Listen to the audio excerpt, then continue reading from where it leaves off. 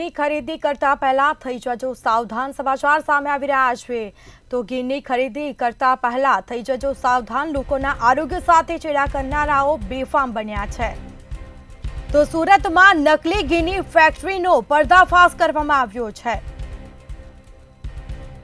ઓલપાડના માસમા ગામે state monitoring સેલે દરોડા પાડ્યા હતા અને જેમાં મોટા પ્રમાણમાં નકલી ઘીનો જથ્થો છે તે ઝડપાયો હતો। ઘી બનાવવાનો સામાન, પેકિંગ મશીનરી પણ મળી આવી છે। તો ઘીની ખરીદી પહેલા સાવધાન થઈ જજો કારણ કે હવે લોકોના આરોગ્ય સાથે ચેડા કરનારાઓ બેફામ બન્યા છે। સુરતમાં નકલી ઘીની ફેક્ટરીનો આખરે પર્દાફાશ થયો છે। નકલી ઘીનો જથ્થો ફેક્ટરીમાંથી ઝડપાયો છે।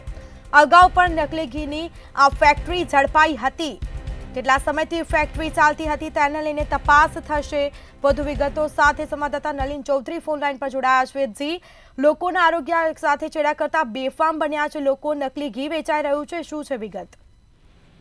બિલકુલથી સ્મિતા, સુરત ગ્રામ્ય વિસ્તારમાં અવારનવાર જે ડુપ્લિકેટ ઝડપાવાની જે ઘટનાઓ સામે આવતી હોય છે ત્યારે ફરી એકવાર સુરત ગ્રામ્ય વિસ્તારમાંથી ડુપ્લિકેટ ઘી છે બનાવવાની ફેક્ટરી ઝડપાઈ છે। ઓલપાડના માસમા ગામે જે ઇન્ડસ્ટ્રીયલ વિસ્તાર આવેલો છે આ વિસ્તારમાંથી આ ફેક્ટરી છે તે ઝડપી પાડવામાં આવી છે। ખાસ કરીને જે સ્ટેટ વિજિલન્સની ટીમ છે તેમના દ્વારા રેડ કરવામાં આવી હતી અને ત્યારબાદ નકલી ઘી બનાવતી જે ફેક્ટરી છે તેને ઝડપી પાડવામાં આવી છે। ફેક્ટરીમાંથી મશીનરી, ઘીનો ડબ્બાઓ સાથે જે ઘીનો જથ્થો છે તે સહિતનો મુદ્દામાલ છે તે પોલીસ દ્વારા હાલ કબજે કરવામાં આવ્યો છે અને ફેક્ટરી અને ગોડાઉન છે તે પોલીસ દ્વારા ઝડપી પાડવામાં આવ્યું છે। સૌથી મહત્વની વાત કહી શકાય કે અગાઉ પણ માસમાં ઇન્ડસ્ટ્રીયલ વિસ્તારમાંથી ડુપ્લિકેટ ઘી બનાવતી ફેક્ટરીઓ ઝડપાઈ હતી ત્યારે ફરી એકવાર ડુપ્લિકેટ ઘી છે તે ઝડપાતા ચર્ચાનો વિષય બન્યો છે।